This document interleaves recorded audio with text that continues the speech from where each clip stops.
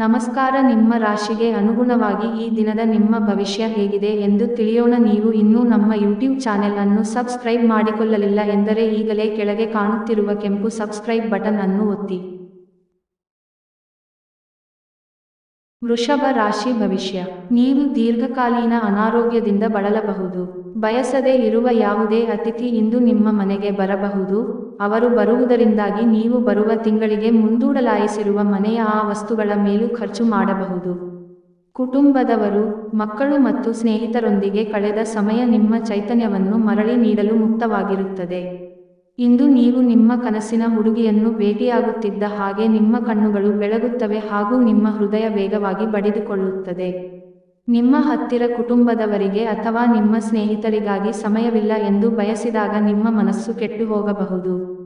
ಇಂದು ಸಹ ನಿಮ್ಮ ಮನಸ್ಥಿತಿ ಹಾಗೆಯೇ ಉಳಿದಿರಬಹುದು. ಇಂದು ನೀವು ಮತ್ತು ನಿಮ್ಮ ಸಂಗಾತಿ ನಿಜವಾಗಿಯೂ ಆಳವಾದ ಹಾಗೂ ಆತ್ಮೀಯವಾದ ಪ್ರಣಯದ ಚರ್ಚೆಯನ್ನು ಹೊಂದುತ್ತೀರಿ. ಆರೋಗ್ಯವನ್ನು ನಿರ್ಲಕ್ಷಿಸುವುದು ಒತ್ತಡವನ್ನು ಹೆಚ್ಚಿಸಲು ಸಾಧ್ಯ. ಆದ್ದರಿಂದ ವೈದ್ಯಕೀಯ ಸಲಹೆಯು ನಿಮಗೆ ಪರಿಣಾಮಕಾರಿಯಾಗಲಿದೆ. ಉಪಾಯ: ಗೋಧಿ ಹಿಟ್ಟಿನ ಚೆಂಡುಗಳಿಗೆ ಬೆಲ್ಲ ಅಥವಾ ಸಕ್ಕರೆಯನ್ನು ಬೆರೆಸಿ ಹಸುಗಳಿಗೆ ಅರ್ಪಿಸಿ. ಇದು ದಣಿದ ಭಾವನೆಯನ್ನು ತೊಡೆದುಹಾಕಲು ಸಹಾಯ ಮಾಡುತ್ತದೆ.